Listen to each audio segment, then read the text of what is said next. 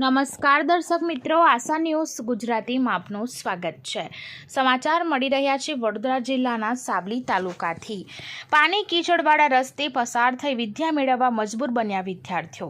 સાવલી તાલુકાના લામડાપુરા પ્રાથમિક શાળા તેમજ માધ્યમિક શાળાએ બાજુના પાલડી ગામથી એકમાત્ર રસ્તે અસંખ્ય વિદ્યાર્થીઓ રોજેરોજ અભ્યાસ અર્થે જતા હોય રોડ રસ્તાના અભાવે ચોમાસામાં કાદવ કીચડવાળા રસ્તે પસાર થઈ હાલાકી વેઠી રહ્યા છે।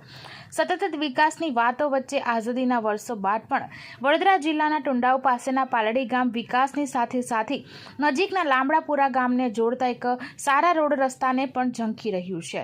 સાવલી તાલુકાના પાલડી ગામથી દેશનું ભવિષ્ય એવા અસંખ્ય વિદ્યાર્થીઓ બાજુમાં આવેલા લામડાપુરા ગામે ચાલીને પ્રાથમિક અને માધ્યમિક અભ્યાસ માટે ચોમાસામાં કાદવ કીચડવાળા રસ્તે પસાર થતા હોય તેવો એક સારા રોડ રસ્તા માટે ઝંખી રહ્યા છે। વહીવટી તંત્ર આશરે 600 મીટર જેવો રસ્તો બનાવે તેવી વિદ્યાર્થીઓ અને વાલીઓએ માંગ કરી છે। બ્યુરો રિપોર્ટ સૈયદ મુસ્તાક અલી સાથે આશા ગુજરાતી ન્યૂઝ સાવલી। અમારે છોકરા સ્કૂલ જાય છે તેમને બહુ તકલીફ પડે છે। પાણીમાં રહીને જવાનું, કિચડમાં રહીને જવાનું એટલે પગે કોહવારું લાગે તો મહિનામાં 2-3 વખત દવાખાને એમને લઈને જવું પડે છે।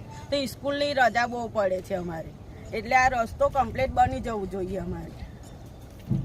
આપનું નામ? શેખ અરુણબેન યાસીનભાઈ। ગામમાં તો લામડાપુરાની સ્કૂલે જઈએ છીએ, વચ્ચે માત્ર એક જ રસ્તો છે લામડાપુરાની સ્કૂલે જવાનો, તે બી ખાડા ખબૂચિયારા પાણી ભરેલું છે, અમારા પગ ખોઈ જાય છે, અમે દવા કરાવીએ છીએ તો બી પણ કોઈ રસ્તો બનાવતો છે નથી। શું નામ છે તારું બેટા? સાજન। આખું નામ શું છે? ચૌહાણ સાજનભાઈ શહીદભાઈ પાડા। સ્ટાર્ટ। હું લામડાપુરા ભણું છું।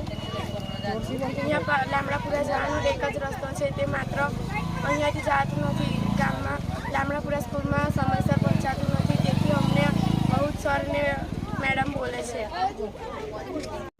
પાલડી ગામથી લામડાપુરા જવાનો આ રસ્તો છે અને પાલડી ગામના 80 થી 90 બાળકો જે લામડાપુરા હાઈસ્કૂલ અને ગુજરાતી શાળામાં ભણવા જઈ રહ્યા છે। આ રસ્તો એક જ માન્ય રસ્તો છે કે જ્યાંથી બાળકોને જવા આવવાનું છે।